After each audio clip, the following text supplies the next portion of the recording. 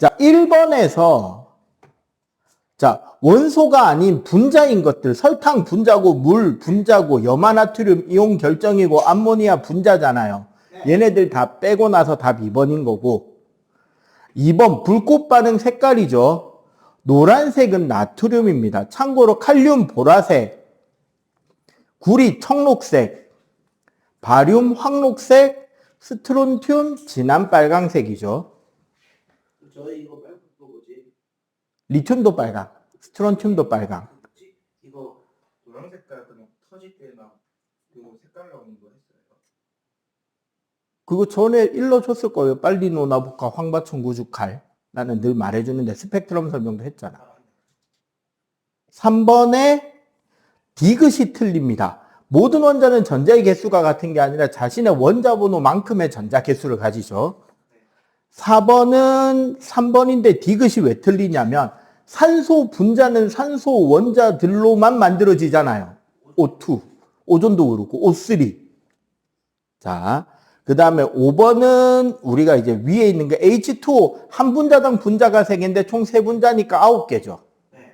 그렇게 따졌을 때 2O2는 4개, 3CO 는 6개, 2HCl 4개, 3NH2 12개. 1번 몇 개라고요? 1번 4개, 2번은 6개. 6개, 3번 4개, 4번 12개. 자, 이거 H 한 분자가 원자 몇 개인지를 헤아린 뒤에 거기다 곱하기 거기에 곱하기 개수를 하는 거예요. 6번은 황화이온이고 음전하를 띄고 전자를 2개 얻어서 된 거죠. 7번에 자, 질산은과 염화칼슘에서 앙금이 생기려면 염화이온과 탄산이온인데 이온에서 보면 염화칼슘에서는 앙금이 안 생겼잖아. 따라서 탄산이온은 제외가 됩니다. 아 진짜요? 그래서 염화이온인 거죠. 즉 탄산음료에는 염화이온과 탄산이온이 다 들어있고요. 이온음료에는 염화이온만 있는 거예요. 탄산이온이 없는 거지. 이온에서 탄산 음료 전체 탄산이 있으니까 그치. 염화이온도 있고 탄산이온도 있는 거지, 탄산음료는. 근데 이온음료에는 탄산이온이 없으니까 염화칼슘이 앙금이 안 생긴 거야. 오. 오케이? 예. 잠시만. 한 5분만 잠깐 쉴게요. 선생님이 생각하기에 아마 여러분들 실제로 학교에서 2학년 진도가요. 아마 1학기 때 1, 2, 3, 4 순서보다는 1, 2, 3, 5가 1학기고 4, 6, 7, 8이 2학기가 될 확률이 난 높다고 봐요. 관련돼 있는 거예요. 왜냐하면 물화생지 단원들이 있잖아. 2단원과 4단원이 화학이었어요. 놓치지 않게 한다고? 네. 1단원이 지구과학, 우리 돌 암석 배웠잖아. 그게 1단원. 돌이 2단원이냐? 1단원이 물질이었죠. 네. 이 돌이 2단원, 빛이 3단원. 4단원이 근데 다시 화학이 들어왔다고. 원소. 근데 책 순서는 그럴 수밖에 없는 게 우리가 광합성을 이야기하려면 화학 반응식을 알아야 된다는 거지. 어느 정도는. 그래서 4가 이게 이제 5로 와 있는 것 같은데 다 학교 화학 선생님들이 여러분들 한 학년에 2분씩 들어오잖아요. 그러면 아니 1학년 때 여러분들 과학생 몇 분 들어왔어? 2분. 2분 들어왔잖아. 한 명인 한 분이서 4단원 다 하는 학교는 그냥 순서대로 갈 거고요. 2분이서 들어오는 학교들은 단원을 2개 나눠서 들어올 건데 그러면 아마 4와 5의 순서가 바뀔 수도 있다라고 나는 생각을 합니다. 그래서 요 단원까지가 같이 공부를 1학기 거다고 생각하시고 잘 준비를 하는 게 낫다고 봐요. 자, 광합성.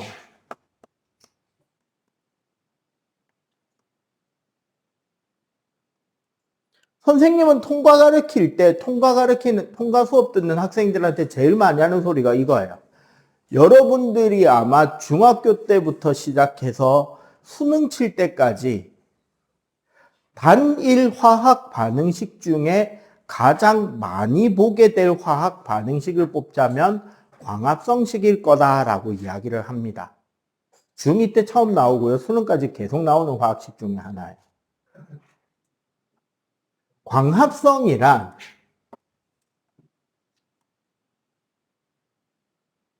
식물세포에 있는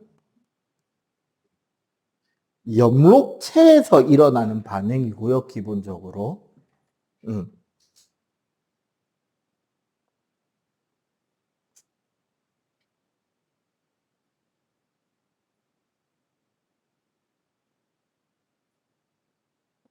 이산화탄소와 물이 반응합니다. 그리고 그 과정에 뭐가 들어오냐면 태양의 빛에너지가 흡수돼요. 태양의 빛에너지를 흡수해서 만들어지는 것은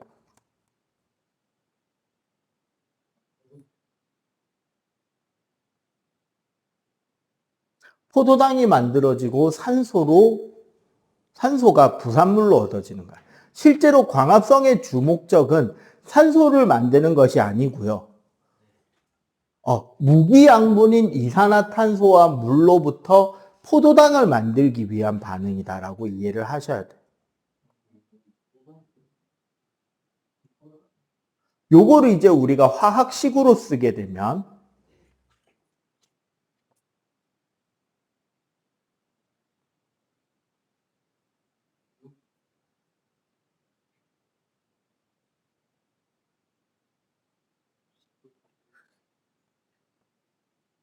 요렇게 만들어집니다. CO2예요. 네. CuH2요? C6H12. 10이에요. 네. 그리고 O 6개. 포도당 분자는 굳이 그림으로 그리자면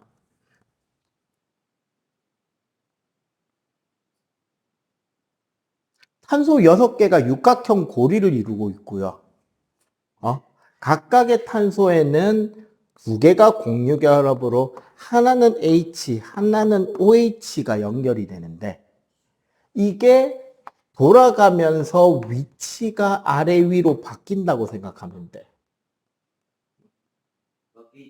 그래야지 더 안정된 구조가 돼요.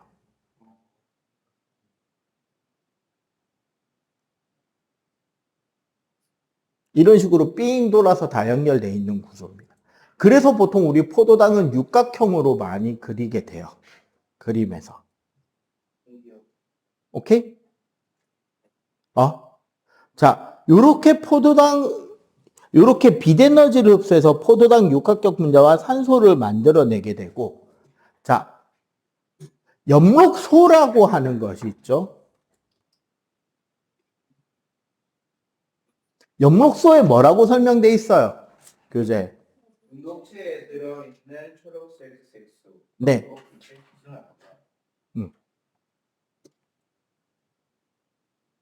엽록체에 있는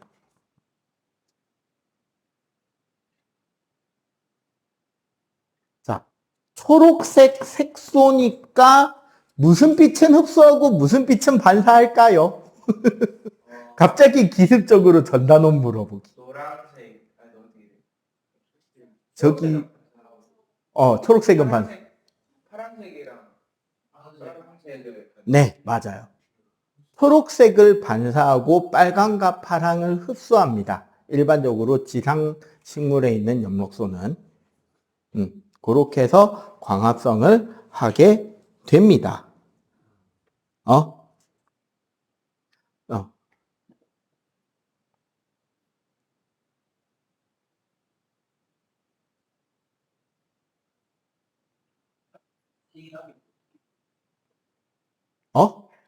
RB. 바로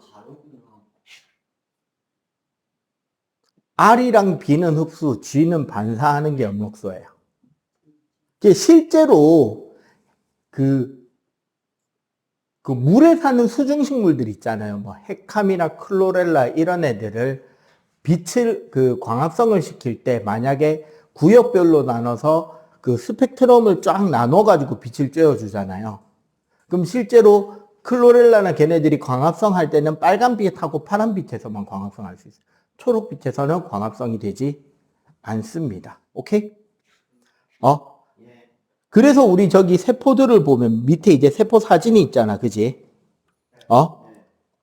세포 사진에 보면, 초록 색깔을 띠고 있는 저런 곳에, 탈색을 하게 되면, 색깔이 좀 바뀌죠. 예. 자, 저기에서 우리가 이거 염록체에 대한 걸 확인하는 실험이 있는데, 어떤 걸 하냐면, 여기서 중요한 거. 실제로 광합성을 하는 시간은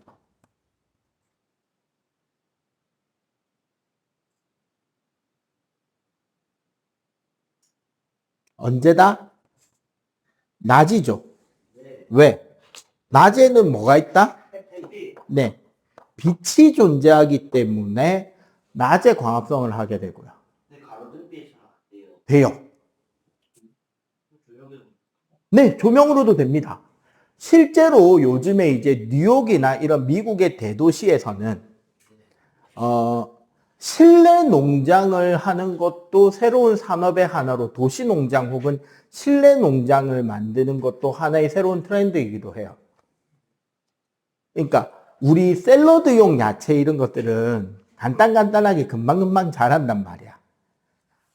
그리고 가격이 비싸요, 싸요?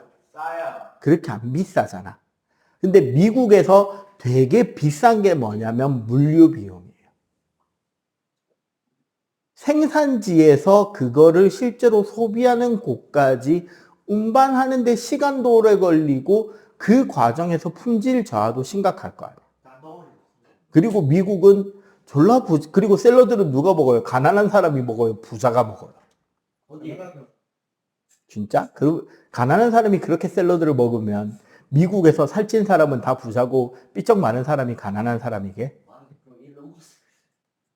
반대예요. 샐러드를 부자들만 먹습니다. 진짜요? 그럼 부자적 고기 안 먹어요? 고기가 싸기 때문에. 아, 고기가 싸다고? 외국이나 그런 데 보면 유독 특징이 있지. 가난하다는 흑인들 몸이 다 이렇잖아. 그지? 왜 그러냐면 생수보다 콜라가 싸서 그래요. 생수보다 콜라가 싸다고? 네, 필리핀만 가도 그래요. 왜냐하면 여러분들은 대한민국이라는 축복받은 땅에 살고 있기 때문에 되게 맑은 물을 마음 편히 쉽게 마셔왔던 거예요. 네, 유럽만 가도 웬만한 지하수나 강물에 석회질이 다 포함되어 있고요. 그래서 물 끓이면 냄비가 허옇게 말라붙어 버려요. 탄산이온이 많이 녹아 있어서. 그리고 중국만 가도 중국의 여러분들 요리들 보면 대부분 기름에 찌지고 볶고 튀기고 하잖아. 그 이유가 뭐냐면 물이 더러워서 그래. 웬만한 물에는 사막이나 황토물이 섞여 있기 때문에 맑은 국물 요리를 만드는 것 자체가 어려워요, 중국에서. 그래서 중국에서 맑은 국물 요리를 하려면 일단 포온 물을 끓이고 그 끓인 물을 식혀서 가라앉힌 뒤에 위에 물만 떠서 요리하는 거야. 그러니까 여러분들 그 마트나 그런 데 보면 그런 거 있잖아요. 냉장고 안에 보관하는 정수통. 노비타 어쩌고저쩌고 해서 통에 무슨 정수기 필터 있다고 해서 거기에 물 이렇게 부으면 그게 그거 우리나라 필요 없습니다. 우리나라는 그냥 대한민국 땅덩어리가 정수기예요. 화강암지대라서. 근데 다른 나라는 그 필터를 거치지 않으면 아까 말했죠. 라면 끓인다고 수돗물 받아서 끓여도 냄비가 허옇게 바뀌고요. 여러분들 뭐 샤워기나 그런 데 요새 필터 이렇게 꽂잖아. 흰색 그렇게 필터 꽂아서 쓰는 것들 많잖아요. 솔직히 우리나라는 딱히 그거 필요 없어요. 우리나라는 그거 하면 한 두세 달, 세네 달 내가 저걸 언제 갈았지 싶을 때 약간 누렇게 바뀌지. 유럽은 그거 일주일에서 2주일이면 꺼멓게 됩니다. 그래서 그 장치를 써야 되는 거야. 아니면 내가 샤워하는 물이 그 물이란 소리야. 샤워한다고 해서 네, 그래서 외국에는 설거지하고 마지막에 물로 안 헹구잖아.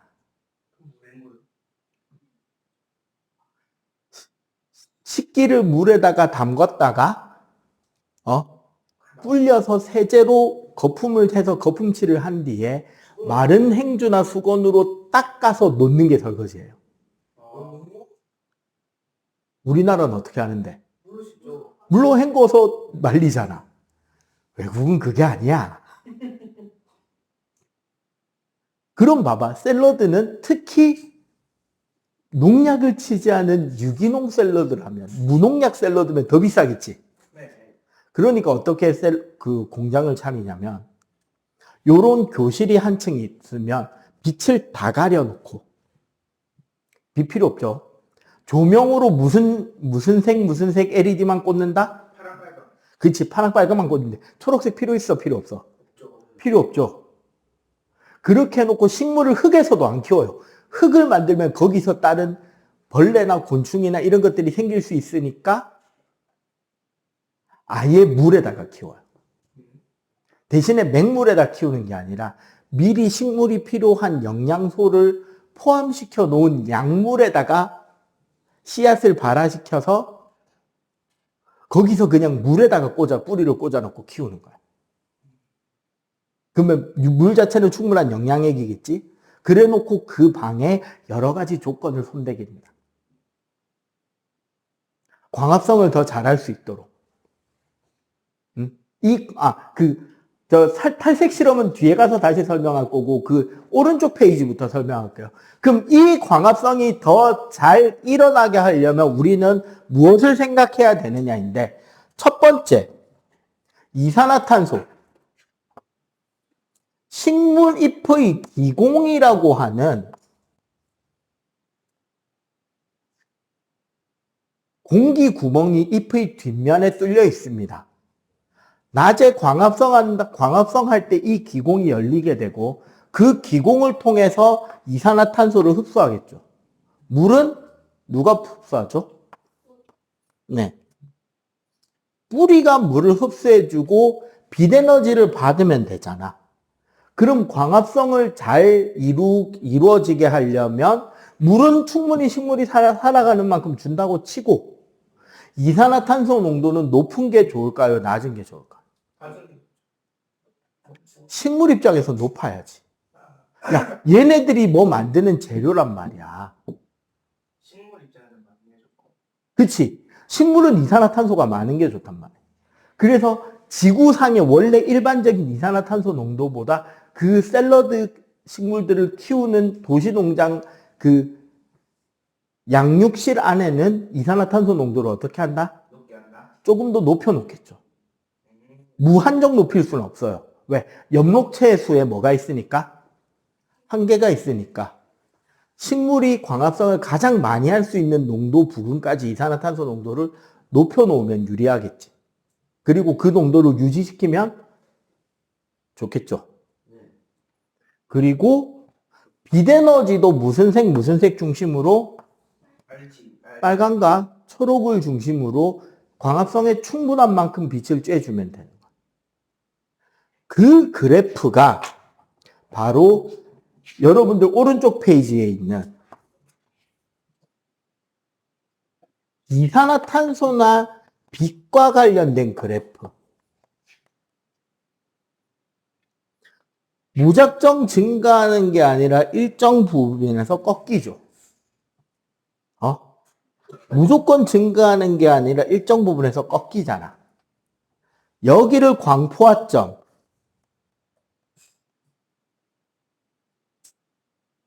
여기도 CO2 포화점이라고 부르는데 왜?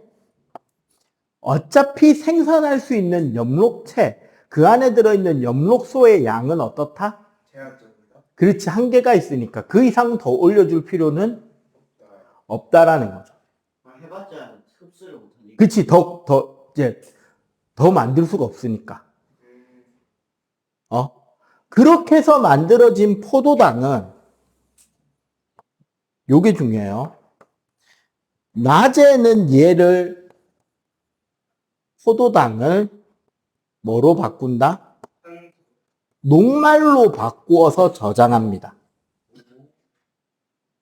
왜냐하면 포도당 분자들을 계속 쭉 이어붙인 커다란 덩어리가 녹말이거든요.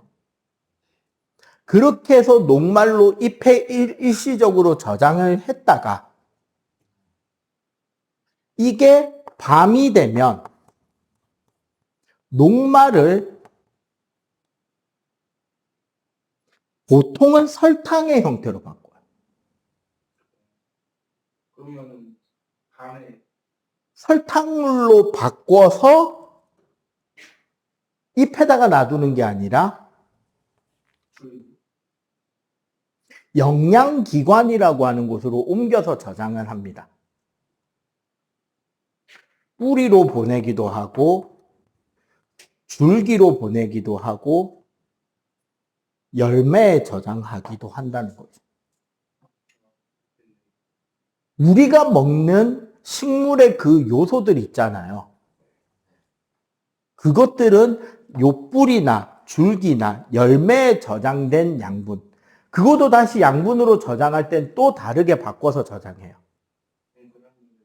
대표적으로 고구마는 뿌리고요. 아 맞네. 감자는 줄기입니다. 줄기야. 우리가 먹는 그 부분은 덩이 줄기라고 하는 줄기가 변형된 구조예요. 부위가 달라요. 그래서 어떻냐면 고구마는 우리 그 고구마 있잖아. 작은 고구마를 다시 흙에다 이렇게 심어 놓잖아요.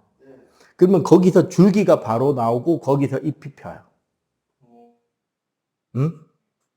감자를 우리가 흙에다가 심기 전에 충분히 수분을 주면 이게 시간 오래된 감자 보면 녹색으로 바뀌잖아요. 그리고 조금 더 시간 지나면 감자에 보면 씨눈이라고 이렇게 움푹움푹 패인 부분들 있지. 거기서 뿌리도 자라 나오고 줄기도 자라 나와요. 그러니까 뿌리 따로 줄기 따로가 나오는데 고구마는 그 고구마 덩어리 자체가 뿌리니까 굳이 뿌리가 더 안 자라고. 거기에 뿌리 잔털이 나오는. 아 그래서 잔털이 있는 거. 그렇게 해서 위에서 자라서 충분히 양분을 만들잖아. 고구마나 감자 잎이. 그러면 그렇게 해서 광합성을 해서 녹말이 쌓이잖아요. 그래서 잘 나가. 그 녹말을 설탕물로 바꿔서 줄기를 통해서 다시 뿌리로 내려보내면 그 고구마가 커지거나 옆에 또 작은 고구마들이 새로 열리는 거야. 새로 뻗어나간 뿌리에서. 근데 감자는 그게 줄기니까 그 감자 옆에 또 덩어리가 이렇게 맺히는 거지. 양분이 저장되면서. 그리고 얘네들은 녹말로 지금 저장했죠. 땅콩이나 콩은 단백질이나 지방으로 저장을 하죠. 특히 땅콩 같은 경우. 깨 같은 경우도 씨앗에 지방으로 저장을 하고요. 그러니까 우리 참깨나 들깨로 기름 짜잖아. 그 다음에 양파는 포도당인 채로 줄기에 저장되어 있는 겁니다. 우리가 먹는 부분 줄기죠. 양파는 우리가 먹는 그 양파요 부분 있잖아. 그 일본어로 말하면 다마네기. 다마가 공이라는 소리고 네기가 파라는 소리예요. 그래서 다마네기. 그 부분 줄기입니다. 정확하게 말하면 우리 그 파 있잖아, 파. 파 뿌리 위에 밑은 부분 약간 이렇게 하얗잖아요. 네. 그 부분이 커진 거예요. 그게 커져서 그렇게. 위에 그래서 양파 여러분들 그대로 컵에다가 꽂아 놓으면 어떻게 돼? 밑에 뿌리 자라고 위에 파줄기 같이 이파리 올라오잖아. 말하자면 뭐 파랑 양파랑 같은 거야. 양파의 양이 서양에서 온 파라는 소리입니다. 이거 진짜 처음 듣는데. 몰랐냐? 우리나라는 외국에서 들어온 어떤 물건들에 대해서는 정확하게 이름을 붙여요. 양파, 양배추, 양상추. 이게 다 서양 거라는 소리야. 어? 여기 마늘은 뭐예요? 마늘은 마늘도 비슷한 부분이에요. 뿌리 위에 줄기 이 부분에 영양 저장된 거. 그 다음에 맞다. 그거도. 그 다음에 중국에서 넘어온 거는 보통 그게 어느 시대에 넘어왔느냐가 정확하게 붙어 있습니다. 그래서 당면이죠. 네. 그렇군요. 그리고 그 중국 북부 유목 민족들이 가지고 온 빵을 가리켜 우리는 오랑캐 호자를 붙여서 호떡, 호빵이라고 부릅니다.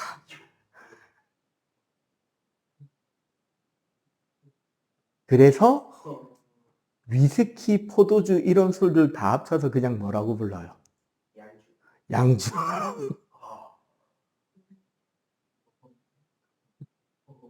우리나라는 근본을 따지는 민족인지라. 다 그렇게 돼. 요렇게 해서 저장하게 되면 얘네들을 우리가 먹는다는 거예요. 무 이런 거. 그리고 여러분들 설탕 만드는 게 사탕수수잖아요. 그 줄기에 설탕이 배어 있는 겁니다. 옥수수 줄기 같이 비슷하게 생겼거든, 사탕수수도. 열매가 제대로 맺히는 게 아니라 줄기 자체가 굵어지면서 거기에 설탕 성분이 줄기 안에 배어 있어요.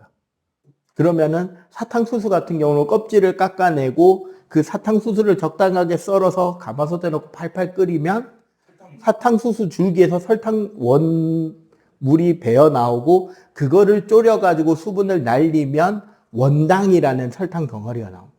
그게 이제 저기 동남아에 관광 가면 그 사탕 비슷하게 황토색으로 돼 있는 덩어리들 있잖아. 그 사탕 비슷한 원당이라고, 그 원설탕이라고 파는 거 있어요. 비정제 설탕. 그거를 가지고 결정화시킨 게 황설탕이고, 거기서 색깔을 빼서 하얗게 만든 게 백설탕이고, 백설탕을 가열해가지고 표면을 살짝 태워서 까맣게 만든 게 흑설탕이에요. 카라멜라이즈한 거예요. 그런 겁니다. 가장 좋은 거는 흰설탕. 그러니까 가장 근본은 황설탕이죠. 사실은 흰설탕 색깔 빼기 전이 황설탕이에요. 자, 어쨌거나. 그래서 무나 이런 거. 그리고 참고로 사탕수수에서 설탕 빼낸 게 뭐냐면, 여러분들 초등학교 때 많이 만들었던 그겁니다. 깡. 깡이요? 수수깡? 수수깡. 수수깡이 뭐라는 거죠? 설탕 뺀 사탕수수 대의 속살입니다. 먹어도 되겠네. 그거에 염료를 넣어서 색깔이 핀 거죠. 따라서 먹으면 안 됩니다. 염료가. 그렇지. 근데 염료가 없으면 먹어도 돼요. 응. 그 영양 성분 다 빠진 거 먹어서 뭐하게. 기름으로 만드는 건 아니에요. 자, 요렇게 되고요. 자, 그렇게 되고 이 산소는 아까 말한 것처럼 어떻게 기공을 통해서 밖으로 배출을 시켜줍니다. 오케이? 네. 자, 근데 거기에 보면 환경 요인의 세 번째 그래프가 좀 특이하죠. 온도요? 네. 네. 온도 그래프는 모양이 조금 다른데 요거에 대해서 설명을 좀 할게요. 가장 높은 곳, 즉 가장 광합성을 잘하는 온도가 보통 35에서 38도C 정도로 잡혀 있을 거예요. 거기에 나와 있진 않냐? 네. 뭐 식물 따라 조금 다르긴 할 텐데 일반적으로 요 정도 온도입니다. 원래 모든 생물로서 화학적인 반응을 할 때는 효소라고 하는 생체 촉매가 작동을 해야 돼요. 그거 아니에요? 그 김치. 모든 종류는 다. 이 효소가 작동을 하는 것이 우리 생체 내에서의 화학 반응인데, 문제는 이 효소는 단백질로 만들어져 있다. 그리고 살아있는 존재입니다. 살아있는 상태에서 활동을 한다는 거예요. 일종의 미생물인 거죠. 프로바이오틱스라 그러죠, 보통. 그러니까 뭐 유산균이라든가 이런 다양한 형태의 효소들이 우리 몸 안에도 존재하고, 그 효소들로 인해서 되게 다양한 화학적 반응들이 일어나고, 여러분들이 음식을 먹고 소화하는 것도 다 효소가 하는 일이고, 세포에서 이 에너지를 효율적으로 내고 사용하는 것도 효소의 도움이 다 필요한 일인데, 얘네들이 단백질이라는 게 중요한 거예요. 살아있는 이라는 뜻과. 그럼 어떻게 된다? 온도가 너무 낮으면 활동이 둔해져서 작동이 안 되는 거고요. 38도를 넘어서 얘네들의 데드라인이 보통 40도씨 이상 정도, 40에서 42도 전후로 보통 데드라인이 잡힌다고. 그래서 사람이 40도 넘어가고 또 이 이상 되면 효소의 변성이 일어납니다. 쉽게 말하면 단백질이 익어버리는 거예요. 그러니까 쉽게 말하면 익어버리면 얘네들이 살아있는 상태에서 죽어버리는 거지. 그럼 작동을 할 수 있다, 없다? 네. 그래서 여러분들 어린애들 열나면 부모님들이 제일 힘들어하는 게 그거예요. 몸 안에서 정상적으로 일어나서 그 작동이 계속 되어야 다른 약을 쓰든 뭘 하든 몸 안의 기능이 계속 정상적으로 유지가 되고 몸 안에 다른 세포들이 손상되지 않게 된단 말이에요. 근데 그 체온을 빨리 떨어뜨려 주지 못하면, 안정 상태로 떨어뜨려 주지 못하면 몸 안의 세포가 익어서 죽어버리는 거예요. 특히 네. 특히 생장기 때. 어린 아기들로부터 여러분들 나이 정도까지 이 자라오는 동안은 실제로 여러분들의 몸에 다양한 많은 기관들이 기본적으로 모양은 다 만들어졌지만 그 크기가 성체가 되기 위해서 계속 커져 나가고 발전해 나가야 되는 과정이잖아. 근데 그 과정에서 효소가 익어서 죽어버리면 여러 가지 문제가 몸 안에서 생길 수 있다는 거지. 헬렌 켈러 같은 위인. 왜 사실 여러분들이 어릴 때 위인전에서 본 헬렌 켈러는 장애를 극복했다가 다이긴 하죠. 그렇죠. 어른의 헬렌 켈러 이야기는 안 나와 있지. 그렇죠. 사실은 어른의 헬렌 켈러가 더 엄청난 일들을 했는데, 왜 없을까? 과거 우리나라 정치 쪽 상황과 반대쪽 활동을 매우 극렬하게 하신 분이라 가지고 공산당입니다. 네. 그렇게 봐야 공산주의. 그러니까 요즘에 우리나라 보면은 그동안 너무 대한민국이 남성 우월 사회라서 여성이 우월해져야 된다라는 극렬한 성평등 운동 혹은 여성 우월주의 운동을 하는 여성들이 좀 보이잖아요. 그래도 이제 나름 사회적 문제라고 생각을 하는데, 그 원조격에 해당하는 분 중에 하나가 헬렌 켈러기도 해요. 그러니까 쉽게 말해서 미국의 투표권이 원래는 남성한테만 있다가 여성이 받기 전에 흑인이 받았다는 것을 말할 수 있다면 여러분들은 충격을 좀 받겠죠. 네, 여성보다 흑인이 먼저 투표권을 얻어요. 흑인 남자예요. 네. 와. 그러고 여성이 받아요. 얼마나 무시당한 거지? 그 투쟁의 최선두에서 여성의 투표권을 얻어내고 그런 사회 복지를 이끌어내기 위해서 더 가열차게 사회 전체를 먹여 살려야 된다는 사회주의, 이게 극단이 되면 공산주의가 되거든. 그 운동을 장애의 몸으로도 하고 다닌 게, 네.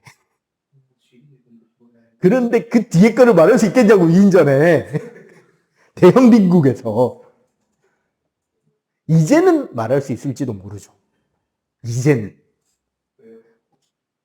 이제는 우리나라에서도 뭐 기본 어쩌고 저쩌고 하면서 그런 이제 복지를 강조하는 모습들이 전 사회적으로 나오고 그걸 받아들이려는 사람들도 많이 생겼으니까 이제는. 그런데 북한이라는 존재가 있는 이상 위인전에다가 그거를 써서 어린아이들한테 이렇게 위대한 일을 가로 열고 사회주의, 공산주의, 가로 닫고를 해낸 여성이 있다는 거를 어린애들한테 가르쳐 줄 수 있을까? 나는 못할 것 같아. 그래서 장애를 극복한 것까지만 나오는 거예요. 그런 장애를 안고도 그런 대단한 일들을 해낸 거죠. 여성의 투표권, 여성 권익 신장.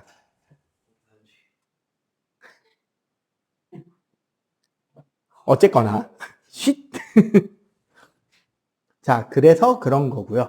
그래서 40도 어릴 때 보면 헬렌 켈러가 되게 고열을 겪었다라는 그게 있거든요. 그래서 이제 그렇게 열을 많이 겪고 특히 어릴 때 중이염 이런 것들 뭐 이야기는 많이 들어봤을 거 아니야. 그게 뭐냐면 우리 귀 안쪽에 귀속뼈라고 고막에서부터 달팽이관을 연결해주는 힘을 전달하는 뼈들이 좀 있거든요. 그 부분이 중이야. 귀 가운데 쪽. 근데 거기에 염증이 생기면 그 뼈가 부서져요. 사가서. 심하면. 그게 제대로 없으면 청력의 반 이상이 손실됩니다. 고막 찢어진 게 30%밖에 안 돼요. 근데 그 뼈가 부서지면 50% 이상 손상이 와요. 그러니까 그게 그 뼈를 손상 주기 전에 어머님께서 낫게 해주신 거야. 근데 옛날에는 그런 거에 대한 의학적 지식이 부족했다 보니까 헬렌 켈러는 귀가 맛이 가고 시신경 쪽도 손상이 온 거예요. 고열 때문에. 그러니까 눈이 안 보이고 소리가 안 들리는 거야. 소리가 안 들리다 보면 무슨 문제가 생기냐면요. 말을 못 하게 돼 있어. 소리가 못 들으니까 내가 무슨 소리를 내고 있는지조차도 안 들리니까요. 저희가 뭐라고 말하는지 인지하고 말하지 않나? 근데 그게 다른 사람이 나한테 하는 소리로 말을 배워야 할 나이에 청력이 손실됐죠. 다 알면 상관이 없겠니? 다 알아도 안 돼요. 실제로 청력이 손실되면 말하는 목소리나 어투가 어색하게 바뀌어버립니다.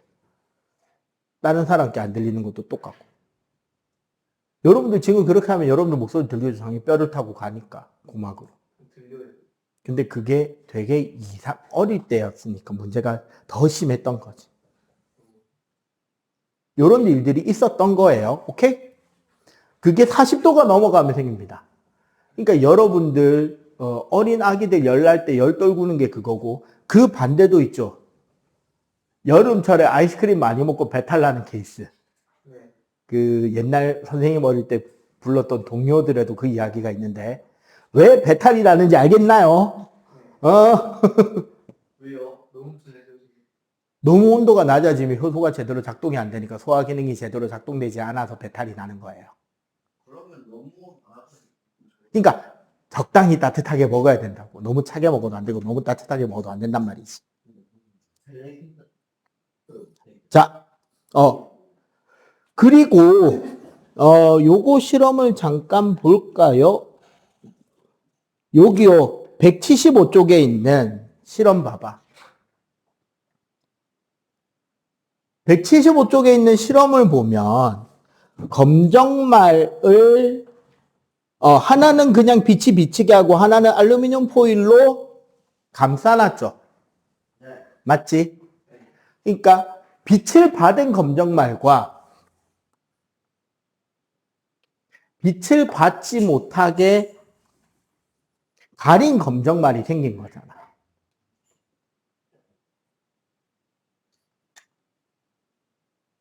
A, B. 이렇게 한 뒤에 그 다음 실험 뭐 에탄올에 중탕하죠.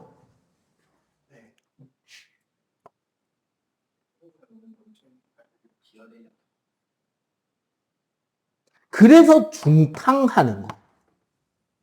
중탕이란 물을 끓이는데 물 안에 에탄올을, 알코올을 넣어가지고 알코올을 데피는 거예요. 왜냐? 알코올을 그냥 끓여버리면 알코올이 증발하면서 불이 붙을 위험이 있는데 이렇게 중탕하면 불은 안 붙거든요. 네. 그렇게 해서 에탄올에 이 검정말을 넣고 끓이면 뭐가 일어나느냐? 에탄올 중탕 과정에서 엽록소가 배출됩니다. 즉, 엽록소의 색소, 녹색이 파괴가 돼요. 엽록소가 파괴가 돼서 이제 탈색이 됩니다. 그러면 나뭇잎이 실제로 투명해져요. 여러분들 아마 중학교보다는 고등학교쯤 되면 이제 각 동아리에서 학교별로 학예제라면서 이제 축제를 하고 다른 학교에 그 구경을 가거나 하면은 기념품으로 막 나눠주는데 보통 생물 동아리에서 제일 많이 하는 짓거리가 광합성 실험한답시고 학교에 있는 나뭇잎을 따다가 중탕해가지고 투명하게 만든 뒤에 그 투명화된 잎을 그 복사지에 넣어가지고 코팅해가지고 그 코팅지에 넣어서 코팅해가지고 잘라가지고 키캣처럼 이렇게 작게 이래가지고 고리로 만들어서 하나씩 나눠주거나 팔아요. 그러면 투명해지잖아요. 하지만 이 잎을 낮에 뗐다면 아직 엽록체에는 뭐가 남아있게 된다? 녹말이 저장되어 있는 채로 나왔겠지. 그리고 거기에 보면 아이오디나 칼륨 용액이라고 돼 있죠, 실험에. 다른 거 아니고 그냥 여러분들이 아마 학교 보건실에서 한 번쯤은 경험해 본 그 약일 겁니다. 빨간 약. 그 빨간 소독약. 포비돈이라고 하는 그 아이오딘 독성을 이용한 아이오디나 칼륨 소독약인데요. 그게 녹말을 만나면 녹말에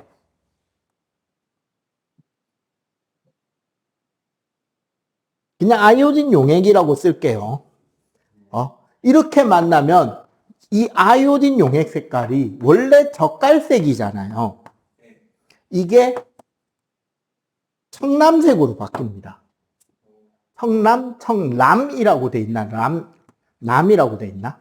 어쨌거나 무슨 색까지 나오냐면 이 색까지 나와요.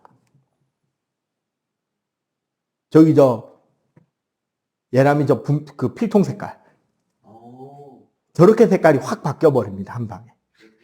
그러니까 투명화된 나뭇잎의 엽록체가 청남색으로 바뀐 것을 현미경으로 관찰할 수가 있겠죠.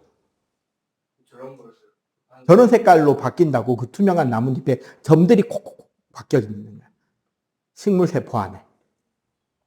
그래서 광합성 산물로 나뭇잎에서 뭐가 임시로 저장이 되었다? 녹말이 임시로 저장이 된다라는 것을 설명한다라는 거죠. 근데 그게 A, B 중에 누구만 된다? 네. A에서만 되고 B에서는 그 실험이 작동되지 않는다라는 거죠. 대조군인 거예요. 빛을 받으면 광합성을 해서 녹말이 형성되는데 조건을 똑같게 하더라도 알루미늄 호일로 빛을 막았더니 광합성을 했다 안 했다? 안 했다라는 것을 알 수 있게 된다는 거죠. 오케이? 네. 그러면 요거 일단 필기를 하시고 저기 174쪽 한번 풀어보세요. 자, 그에 비해 호흡.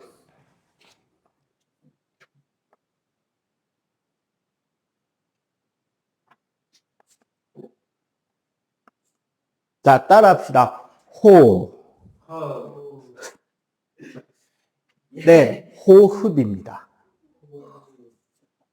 한자로 쓰면 숨 내쉴 호, 숨 들이마실 흡입니다. 그래서 이 됩니다. 호흡은 우리가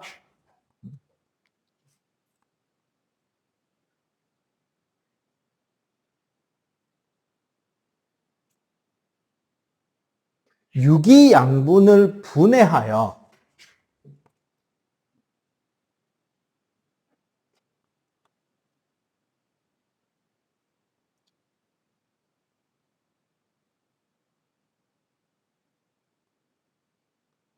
생명활동에 필요한 에너지를 생산하는 게 목적이에요. 광합성의 목적은 유기양분을 합성해서 저장하는 게 목적인 거고, 얘는 유기양분을 분해해서 에너지를 생산하는 게 목적입니다. 일어나는 장소는 세포 안에 있는 마이톤들이요. 마이톤들이요. 마이토콘드리아라는 세포 내 소기관에서 일어납니다. 요게 이번에 교과서 개정으로 인해서 단어가 바뀐 겁니다. 나 정말 싫습니다. 아우 진짜. 왜요? 옛날에는 미토콘드리아였습니다. 미터. 미토. 나 저거 뭐? 근데 미토에서 마이토로 바뀌었어요. 미국 애들은 마이토로 발음하니까요. 그러니까 옛날 우리나라 과학 용어들은 대부분 유럽어 기반이었어요. 그러니까 영국식 영어나 라틴어에서 온 거면 라틴어 발음, 혹은 유럽에서 발음하는 학명이면 그쪽 원어 발음을 더 가까운 발음을 하는 게 우리나라의 외래어 한국 그 국립국어원에서 지정한 외래어 한국어 표기법이었단 말이야. 근데 그 단어들이 유럽식에서 미국식 영어로 좀 바꿔가는 중이에요. 대표적으로 그래서 바뀐 게 우리 이제 다음 단원에서 배운 소화효소들 이름이 원래 침에 들어있는 건 아밀라아제였는데 지금은 아밀레이스라고 하고 있죠. 이거는 07년 개정 때 바뀌었으니까요. 벌써 한 20년 가까이 됐네요. 바뀐 지가. 철자는 어떨까요? 그대로예요.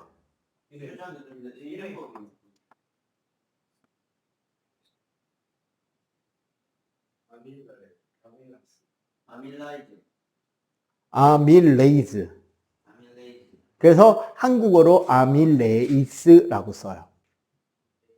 이거를 옛날에 유럽어 기반으로 발음할 땐 아밀라제였어요.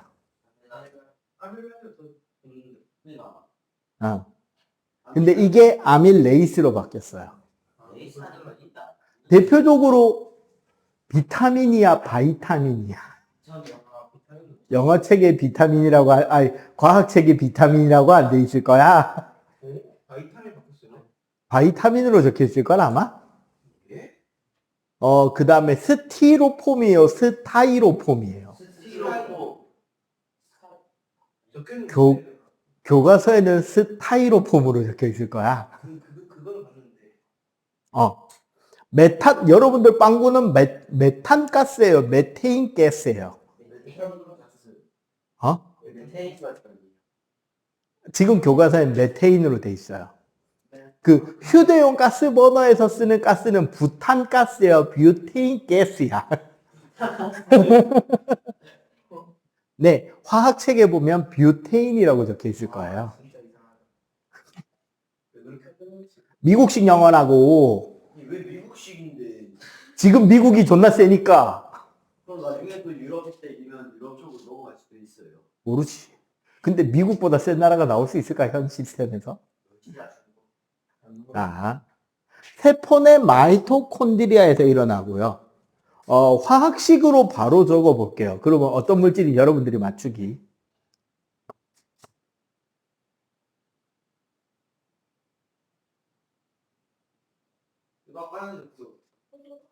수학이랑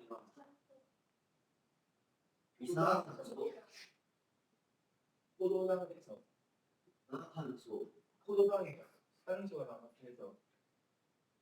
물 맞죠? 아니 이산화탄소예요. 이산화탄소, 수소랑 자, 눈치챈 사람. 수산화, 네, 아까 그 식 바뀐 거예요. 아, 광합성과 호흡은 정확하게 역반응이에요.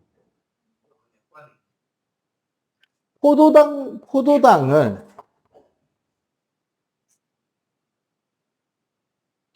산소와 반응시켰더니 이산화탄소랑 우리랑 네, 물이 만들어지고 우리 이제 몸에서 생명활동에 필요한 에너지, 우리가 ATP라는 생처화폐를 쓰거든요. 우리 몸은. 이 ATP를 생산해 두는 게 세포호흡입니다. 그리고 요 에너지는 ATP도 만들고 추가로 뭐도 만들어지느냐? 체온 유지를 위한 열도 생산이 되게 되어 있어요.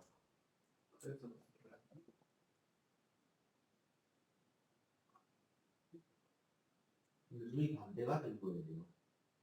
그러니까 정확하게 말하면 역반응이 일어나는 겁니다.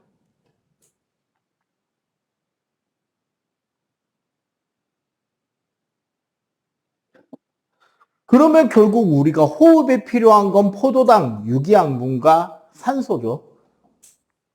그리고 생기는 물질은 물과 이산화탄소와 에너지가 만들어지고 이 에너지는 우리가 어디에 각종 생명활동 전체에 쓰입니다.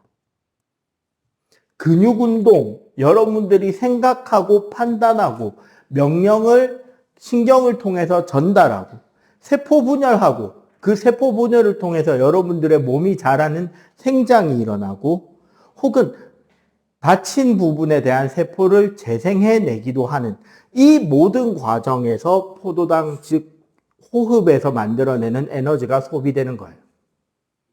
그냥 간단하게 말해서 선생님이 요즘에 이제 아주 가열찬 다이어트 중입니다. 지금 3주 딱 됐고 오늘 아침까지 9kg가 빠졌어요. 네, 지난주에 비해서 2kg 정도가 더 추가로 빠진 상태인데 간단합니다. 먹는 것보다 많이 쓰면 빠집니다. 그렇죠. 그리고 쓰는 것보다 많이 먹으면 찝니다.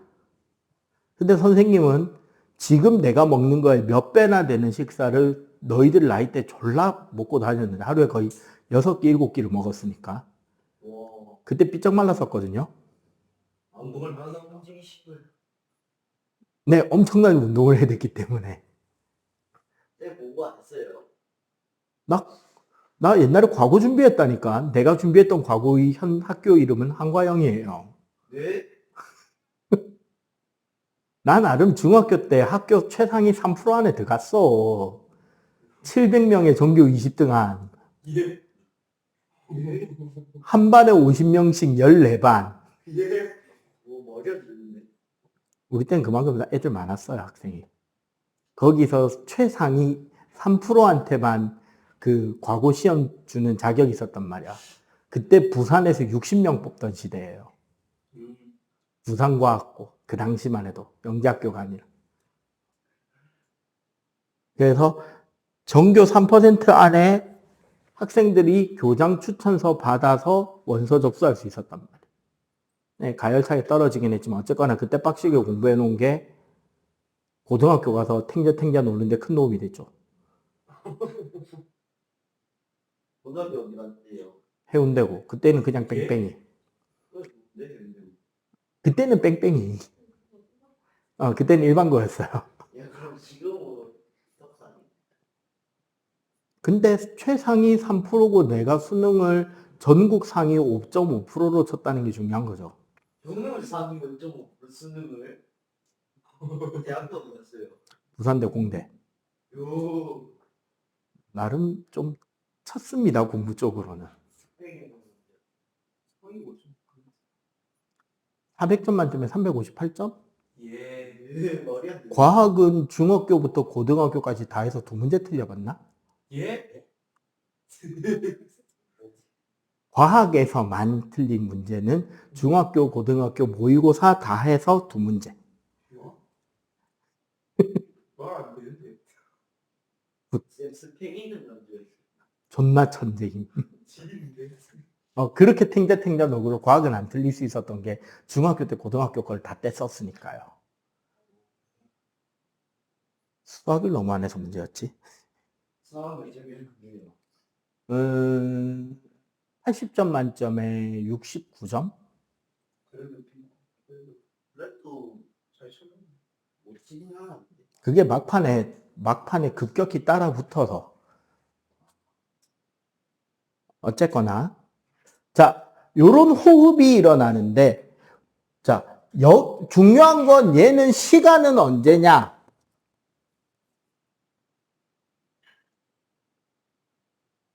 언제나, all time, every time. 24시간 풀가동. 24시간 지나고 반드시 여러분들 가끔씩 그 탐정 만화나 이런 거 보면 그 밀실살인 이야기가 꼭 나오는데 되게 부잣집 아가씨가 꽃을 좋아해서 꽃과 함께 잠들고 싶다고 자기 방을 커다란 유리 온실처럼 만들어 놓고 다른 사람들한테 방해받기 싫다고 안에서 문 걸어 잠그고 자다가 그 다음날 아침에 죽은 채 발견되죠. 범인은 그 안에 있지. 누구다? 범인은? 네, 꽃이죠. 대수술적인 사탕수. 식물도 호흡한다는 거예요. 마이토콘드리아는 동물, 식물 모두 다 가지고 있는 거란 말이야. 그래서 식물도 살아있기 때문에 호흡을 합니다. 이건 어떻게 되는 거냐면 실제로 그래프를 보면요. 이렇게 돼요. 광합성 하는 양은 봐봐. 빛의 세기에 따라서 광합성 하는 양은 쭉 올라가다가 꺾여서 일정하게 가잖아. 그런데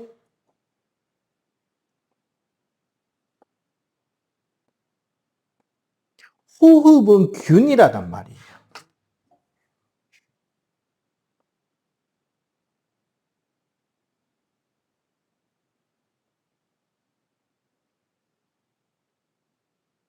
응? 그럼 어떻게 된다? 자, 여기 봐봐. 밤 시간이죠, 여기는. 밤에는 호흡하는 양이 뭐보다? 맞아. 광합성 하는 양보다 더 많겠죠. 사실 한밤중이면 광합성 하는 양이 0일 거니까. 네. 그러면 식물은 뭐만 한다? 호흡만 하겠지. 그러면 식물은 뭐를 들이마시고? 탄소. 산소를 들이마시고 뭐를 내뱉게 되죠? 이산화탄소. 이산화탄소를 내뱉게 되지. 동물이나 식물이나 똑같단 말이에요. 빛이 없을 때는. 그지? 그런데 여기 낮에는 요쪽이 낮일 거 아니야. 낮에는 광합성량이 호흡량보다 더 많잖아. 그러면 어떻게 되느냐? 봐봐. 요쪽에서 볼게. 낮에는 봐봐. 이산화탄소랑 물을 가지고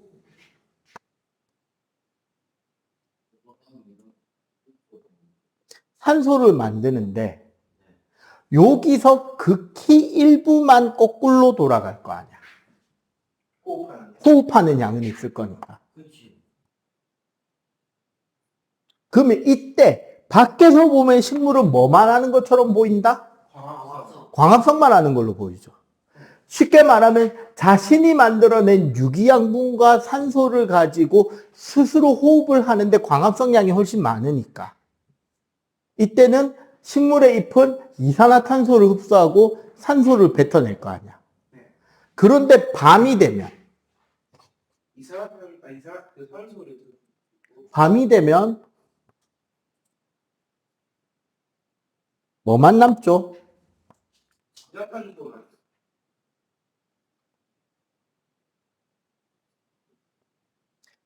호흡만 하게 되잖아. 네.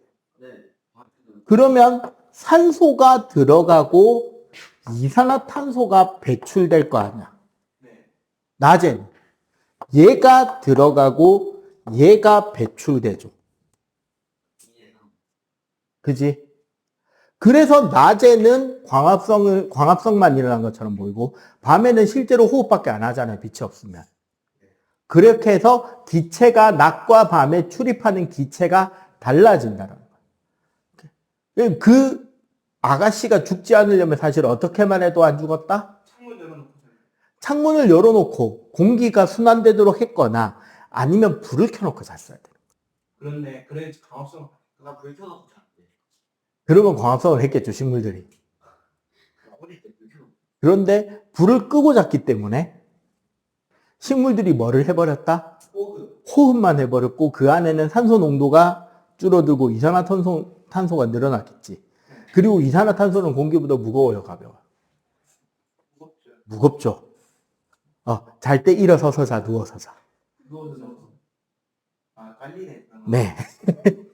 그래서 예상보다 일찍 간 거예요. 가벼운 거는 좀 든든한 무게가.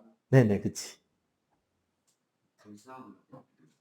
자, 그래서 이렇게 광합성과 호흡의 관계에 대한 설명이 나오고 그 밑에 맨 밑에 실험 봐봐. 저기 181쪽에. 181쪽이요. 네, 181쪽에 맨 밑에 광합성과 호흡의 관계.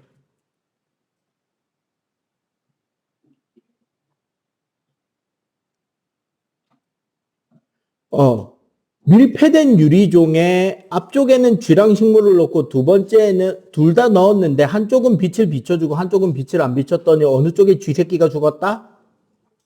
안 비친 쪽에 쥐새끼가 죽었다. 왜? 식물도 호흡을 해서 둘 다 산소가 부족해지고 이산화탄소만 생겼기 때문에. 그러면 식물도 죽어야 되는데. 조금 더 오래 버텨요, 식물이. 신기하네. 자, 그리고 요 그래프를 잘 보면 재밌는 위치에 한 가지 생각을 할 수 있지. 여기. 거기 왜요? 만나던. 말하는데 이 점에서는 기체 교환이 어떻게 되게? 안 일어난다. 맞다. 정확한 표현은 안 일어나는 것처럼 보인다. 이 주고받은. 네. 그렇죠. 요 지점을 우리가 보상점이라고 하는데, 광합성량과 호흡량의 크기가 어떻다? 완벽하게 같다. 같은 지점에 밝기가 있다는 거죠. 그러면 어떻게 된다? 안 일어나. 기체를 흡수하지도 방출하지도 않고 그냥 지가 생산한 만큼, 지가 쓴 만큼, 지가 생산해서 지가 쓰는 거예요. 자극다는 거예요. 그치. 자급자족만 딱 돌리는 거지. 그럼 식물이 크지도 죽지도 않고 딱 유지가 됩니다. 계속 그 상태로 유지되는 거예요. 그냥 그 상태로 유지가 돼요. 원래는 양분이 남잖아. 네. 그 남는 양분으로 뿌리도 더 뻗어야 되고 열매도 더 맺혀야 되고 식물이 더 자라야 되잖아요. 근데 그것보다 계속 호흡만 시키면 어떻게 되느냐? 식물이 쪼그라듭니다. 세포가 죽어나가고 말라 죽여버려, 세포가. 자기가 살기 위해서. 사람도 다이어트 하는 것도 똑같아. 내가 특히 탄수화물, 녹말, 당분, 밥, 밀가루 이런 거를 덜 먹잖아요. 그러면 당장 원래는 먹은 녹말, 밥, 탄수화물로 에너지를 만들어서 써야 된단 말이야. 근데 내가 그거를 정상적으로 하루에 원래 먹는 양보다 적게 먹고 있단 말이에요, 지금. 식단 관리하면서. 그러면 어떻게 한다? 일단 먹은 걸로 먼저 좀 쓰고, 없으면 몸에 저장해 놨던 지방을 꺼내다가 당분으로 바꿔서 개를 쓰기 시작합니다, 몸에. 그리고 우리 몸에 이미 죽거나 병든 세포, 염증 세포 같은 것들을 가져다가 녹여가지고 그걸로 에너지 만들어서 우리 몸의 세포들이 쓰기 시작해요. 그러면서 다이어트가 돼요. 그 다이어가 몸에 좋은 건 아니지. 좋은 건가? 적당하게 잘 조절하면. 그러면 반대로 여러분들이 하루 쓰는 것보다 많이 먹으면 특히 단 거. 그럼 어디로 간다? 지방. 네. 근데 많이 먹어도 살이 안 찌는 사람은 뭐예요? 그만큼 쓰는 거. 첫 번째, 그만큼 쓰는 거. 두 번째, 혹은 제대로 흡수가 안 되는 질병. 질병이 있나? 아니요, 너희들 때는 쓰는 겁니다. 쓰는 거. 나 옛날에 학원 다닐 때 얼마나 먹었는지 가르쳐 줄까? 네. 아침에 일어나서 반드시 아침밥을 먹고 학교를 가요. 그때 학교까지 가는 길이 지하철 뚫리기 전이라서 졸라 차 밀렸는데. 아, 그 아침 먹고 학교를 가면 점심시간에 학교 운동장 농구 골대를 차지하기 위해서, 2시간 안 먹어야지. 아니, 우리 때는 급식이 아니라 도시락이었죠. 도시락이 삼겹살. 네. 2교시나 3교시 때 도시락을 미리 먹는 거야. 네? 원래요? 아니죠. 그런 사람 많아. 걸리면 우리 때는 학교 매점에 식당이 있었단 말이에요. 아, 그럼 매점 가서 싹 주지. 자, 요렇게 해서 우리가 광합성과 호흡에 대한 이야기를 했잖아요. 낮과 밤에서. 자, 그래서 잠깐 요거 좀 볼까요? 저 BTB 용해.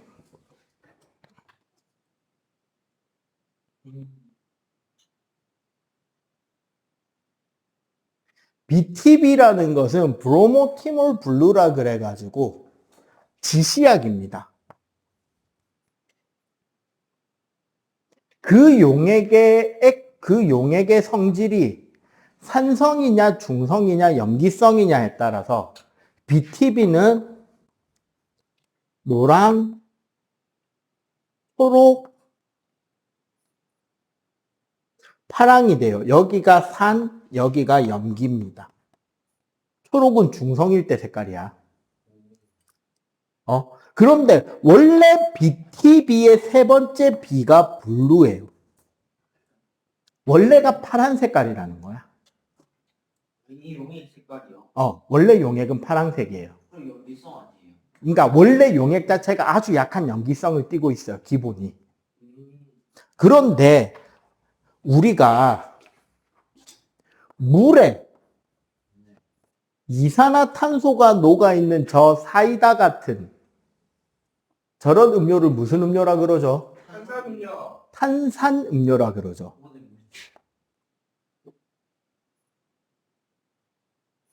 탄산음료라 그러잖아. 그래서 물에 이산화탄소가 녹아 들어가면 색깔이 뭐로 된다? 노랑. 네, 노랗게 바뀌어요. 즉, 호흡을 하게 되면 이산화탄소가 증가하니까 노란색으로 가게 되고요.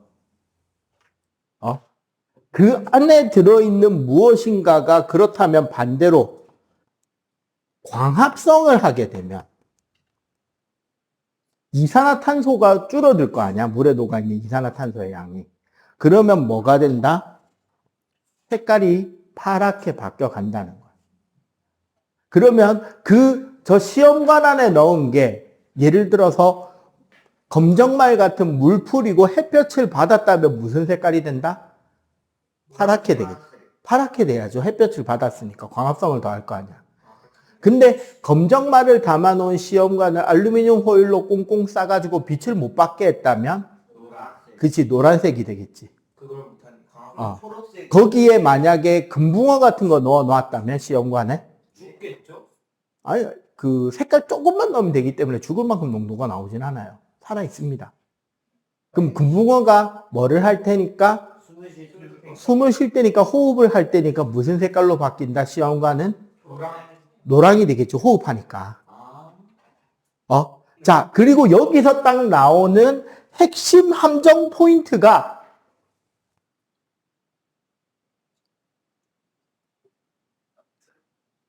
이제 막 싹 틔운 콩입니다. 갓싹을 이제 막 싹 틔운 식물의 씨앗들 있잖아요. 네. 얘네들은 광합성을 잘하겠냐? 호흡을 많이 해야 됩니다. 호흡. 네, 호흡을 많이 하는 단계란 말이에요. 아직 나뭇잎이 충분히 많지 않고 엽록체가 생긴 건 아니고. 대신에 싹을 틔워서 생장하기 위해서는, 싹을 틔우고 나서 생장하기 위해서는 우리가 보통 떡잎이라고 부르는 곳에 있는 양분을 이용해서 생장하는데 더 많은 에너지를 쓴단 말이야. 그러면 호흡이 많이 일어나야 되겠죠. 따라서 싹퉁콩을 시험관에 나오면 햇빛을 비추든 말든 무슨 색이 된다? 노란색. 노란색이 된다라는 거예요. 그 싹등콩은 성장을 해야 되니까 호흡해야 호흡을 되니까. 많이 해야 되니까 노란색. 네. 그러니까 광합성하는지 호흡하는지를 가지고 노랑이냐 파랑이냐를 따지는 거예요. 재밌는 거. 입김을 불어넣어서 노랗게 만든 BTB 용액이 들어있는 시험관 있잖아. 얘를 끓는 물로 중탕하면 색깔 어떻게 되게? 초록색. 파랗게 바뀌죠. 초록에서 파랑으로. 자, 사이다 따뜻하게 데피면 어떻게 돼요? 탄산이 없어져요. 같은 에피면. 그러니까 탄산이 없어지지. 김 빠지잖아요. 왜 에피면 빠지는 거야? 네. 물에 녹아있는 이 공기의 양은 온도랑 반비례하거든요. 온도가 높아지면 물 안에 녹아있던 기체들이 빠져나옵니다. 그래서 그 연못이나 어항의 금붕어들이 여름이 되면 물 위로 뻐끔뻐끔 하는 게 지금 공기 부족하다는 소리예요. 물 안에. 여름에 특히 그런 일이 많이 생긴단 말이야. 겨울보다는. 더우니까. 더우니까 산소 농도가 부족해지니까 위로 올라와서 숨 쉰단 말이야. 이게 지금 먹이 먹는 것도 아닌데 물 위로 뻐끔대고 있다. 그 안에 산소 부족한 거 그러면 공기 필터 그거 청소해줘야죠. 그 안에 똥 많이 껴가지고 막혔으니까. 그 거품 뽀글뽀글 올려주는 그 기계 넣어놓잖아요. 어항 안에. 그게 그 물 청소도 같이 해주면서 공기를 뿜어주는 기계란 말이야. 자, 그리고 자, 다음 바다. 183쪽.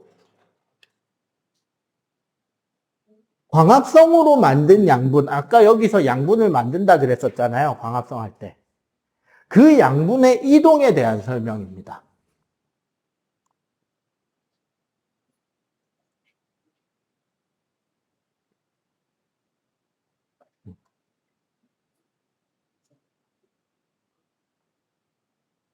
그냥 아까 간단하게 다른 곳으로 운반한다 그랬는데 그걸 좀 더 구체적으로 설명하면 우리 식물 줄기 있잖아요. 식물 줄기에는 양분과 여러 가지 물질을 통과시키는 관이 두 가지가 있어요. 좀 더 바깥쪽에 흐르는 관이, 색깔을 다르게 칠해야겠지? 좀 더 바깥쪽을 통과하는 관이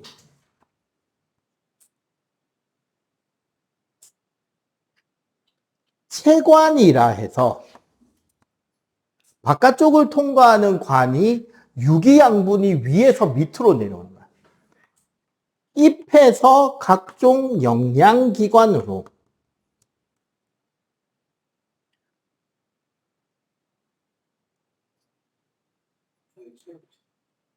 쉽게 말해서 설탕물로 만들어낸 양분이 이동하는 통로가 되는 관이 채관이에요. 아까 광합성에서 녹말을 만드는데 걔네들이 밤이 되면 녹말을 설탕으로 바꿔서, 녹말은 물에 안 녹으니까 설탕으로 바꿔서 저 채관을 통해서 열매라던가 뿔이라던가 줄기에서 양분 저장하는 쪽으로 운반을 시킵니다. 즉 채관은 위에서 밑으로 내려오는 관이겠지. 채관 안쪽에 보면 또 다른 관이 별도로 존재하는데 수관이라고 하죠. 옛날에는 얘를 물관이라고도 했는데 지금은 수관인지 물관인지 나도 좀 헷갈려요. 교과 개정이 된 상태라서. 자, 이 수관은 뿌리에서 잎으로 물하고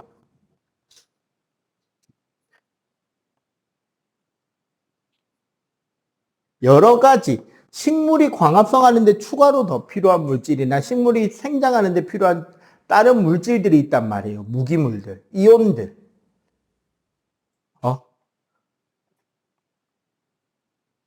얘네들이 이동하는 통로가 수관입니다. 위로 가. 네, 얘네들은 위로 올라가겠죠.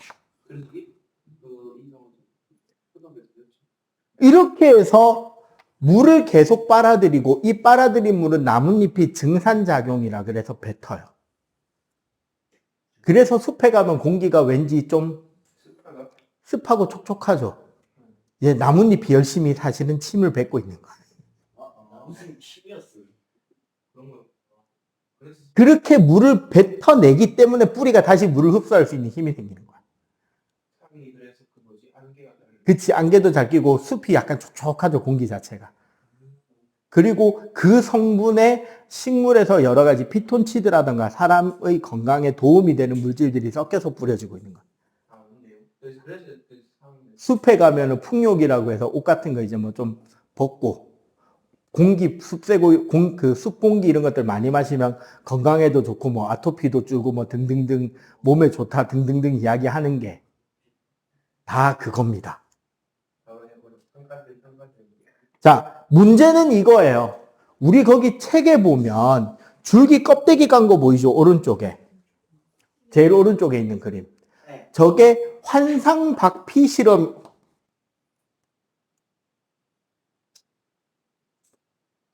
환상박피라고 하는 건데, 환상이라는 말은 반지 모양으로라는 소리예요. 고리 모양으로 박피, 껍데기를 벗긴다는 소리야. 이렇게 해서 나무 껍질을 아니, 딱 요 부분에 나무 껍질을 일부 구간 요렇게 벗겨내 버리는 거예요. 껍데기를. 이렇게 되면 어떻게 되냐면, 물관과 체관 중에 체관이 말라서 막히게 됩니다. 원래 물관은 세포가 아니라 죽은 세포들로 만들어진 긴 빨대거든요. 세포가 텅 비어 있어요, 안에가. 물관은 근데 세포들이 연결되어 있는 관이란 말이야. 그래서 세포에서 세포로 설탕을 계속 넘겨주는데 이게 겉으로 노출된다고요, 껍데기를 벗겨버리면. 그러면 세포가 말라 죽어버리겠죠. 그러면 그 부분, 여기서 말라 죽어버리니까 물관은 계속 물을 빨아올릴 수 있는데 양분이 밑으로 내려올 수 있다, 없다? 없겠지. 그러니까 내려오려던 양분이 여기에 막혀서 껍데기 벗겨진 위쪽에 어떻게 불룩하게 튀어나오는 현상이 생긴다는 거죠. 요거 서술형 잘 나옵니다. 알겠음? 자,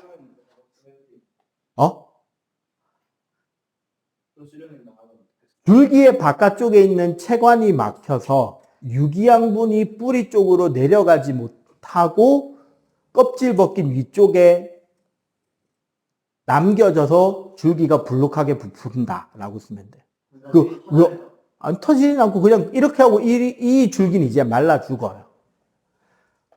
사실 나무를 죽이기 위한 방법, 나무를 말려 죽이기 위한 방법 중에 하나로 보통 쓰는 건데 의도적으로 이걸 쓰는 경우도 있습니다. 언제? 명절 전에. 사과나 배 수확하기 전에 무조건 열매를 다 맺히게 하는 게 아니라 어느 정도 튼튼한 가지 하나에 꽃을 하나 아니면 2개만 남기고 꽃을 다 떼버리는 거예요. 원래 꽃이 핀 자리에 열매가 맺히는 거거든. 그런데 그 큰 줄기에 원래는 한 5개에서 10개까지 사과가 열려야 될 줄기에 꽃을 1-2개 남기고 다 떼버리는 거예요, 미리. 그렇게 해놓고 그 줄기에 환상박피를 걸어버리는 거예요. 그럼 어떻게 된다? 그 줄기에서 만든 양분은 뿌리로 못 내려오고 갇히겠지. 그러면 그 양분들이 어디에 쏠린다? 아니죠. 꽃에 양분이 집중되다 보니까 그 꽃에서 맺힐 열매가 되게 커져 버리는 거예요. 훨씬 달아지죠. 여러분들 그거 있잖아. 명절 차례상에 쓰는 사과랑 평소 여러분들이 사 먹는 사과 크기가 같냐? 배는 왜 그렇게 커졌을까요? 아니야, 대추는 그거 말린 거와 안 말린 거의 차이야, 그냥. 왜 보통 요만하던 사과가 이만해지고 이만하던 배가 이만해지잖아. 양분 몰아주게 한 거예요. 환상박피를 해서 그 양분이 뿌리 쪽으로도 못 내려오게 하고 그 줄기에 갇히게 하면 근데 그 줄기에 원래는 한 사과 대여섯 개가 열려야 될 자리에 사과 달랑 2개만 열린다 생각해봐. 완전 쏠리니까. 어? 그렇지. 양분 몰빵 쳐가지고 이만한 사과를 만든. 그리고 그 줄기는 그 사과 수확하면은 잘라버리는데. 네, 잘라서 이제 말라 죽는 가지이기 때문에 자르는 가지가 되는 거예요. 그렇게 가지 관리해가면서 큰 사과를 얻어내고, 그러니까 명절에 그 사과는 그 줄기값까지 포함되어 있겠죠. 네, 그래서 비싸요. 그 대신에 그 사과는 보통 먹는 사과보다 더 달고 더 맛있고 과즙도 더 풍부하고 그렇게 되는 거지. 차례상에 올라간 거 먹어요. 안 먹냐? 그러면 누가 먹냐? 저 상을 안 쳐요. 아, 집에서 제사를 안 지낼 수도 있겠구나. 맛있습니다. 자, 그렇게 되는 거고, 그 밑에 보면 이제 우리가 이제 양분들이 나오죠. 고구마, 감자, 옥수수는 녹말로. 포도, 딸기, 수박 그 뒤에 하나 더 적자. 양파도 포도당으로 저장합니다. 그리고 사탕수수와 사탕무는 설탕으로 저장하고요. 장난 어? 말이지. 그리고 또 뭐가 나와 있지? 콩은 단백질로, 땅콩이나 깨는 지방으로 양분을 저장하게 됩니다. 이렇게 해서 다양한 형태로 저장되고 그 양분을 활용해서 우리는 먹죠. 깨 먹으면 살쪄요. 참고로 우리가 이제 가장 영양소와 관련해서 착각하는 내용 하나. 지방 먹으면 살쪄요라고 묻는데요. 탄수화물 먹는 게 더 살찝니다. 그것도 좋은 거. 사실은 밥을 먹는 게 살찌는 거고요. 면은 덜합니다. 사실 밥보다. 아이러니하게 면은 흡수 속도 때문에 살찌는 효과가 있긴 해요. 밥보다 밀가루가 흡수되는, 전분 흡수되는 속도가 좀 더 빠르긴 하거든. 그런데 사실 밀가루 음식이 살찌는 게 아니라 빵 먹으면 살쪄요. 흔히 하는 이야기 있지. 제과 제빵 배운 사람은 자기 애들한테 카스테라 못 먹인다고. 파스테라 레시피가 3가지 재료를 1대1대1로 섞거든요. 밀가루랑 설탕이랑 식용유예요. 거기에 소량의 계란이 들어가서 색깔을 내요. 그만큼 설탕을 때려박아서 만드는 게 카스테라야. 와, 고무치겠다. 거기에 생크림 휘핑 쳐가지고 그 지방인데 그걸로 그림 그리고 초코 시럽으로 글자 쓴 뒤에 탕후루로 설탕 시럽 코팅해 놓은 과일을 두두둑 꽂으면 이야 하루에 하루치 열량이 찌약 같은 사람은 팔아야 돼. 찌약 같은 그 먹방. 내가 볼 땐 그거 흡수장입니다. 흡수장이요. 그 먹는 양을 자기가 다 흡수한다고 치면 쯔양은 하루 운동해야 되는 게 그 전 세계 전설의 운동선수 펠프스만큼 수영해야 돼요. 그 사람 다 먹고 뱉는 거 아니, 뱉거나 토하지 않는다면 흡수장애라고 봐야 돼요. 극단적으로 말해서 먹은 만큼 그냥 몸에 흡수는 안 되고 그냥 싸버리는 거죠. 바로 똥으로 돼요. 근데 그것도 좀 슬프긴 하겠다. 근데 그걸 거꾸로 생각해야지. 그걸로 돈 벌지. 돈 버는 게 아니라 이제 다행히 어느 정도 사람처럼 살 수 있을 만큼 방법이 생긴 거지. 생각해봐. 먹방으로 뜨지 않은 찌양이면 살기 위해서 그만큼 먹어야 되는 건 똑같다는 거야.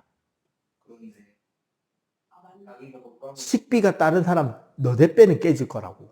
그렇게 그래야지 자기가 배가 부르고 자기가 하루 살 수 있는 영양소를 흡수할 수 있는 거야. 그만큼 먹어요. 와.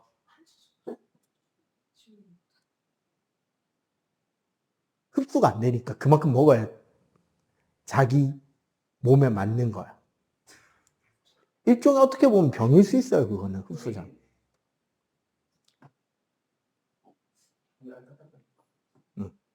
자, 됐죠? 네. 네. 그래서 요 부분까지 여러분들 공부해서 오시면 되겠습니다. 다음 주부터는 동물의 영양소 6단원 바로 갑니다. 할 거 다 했을걸?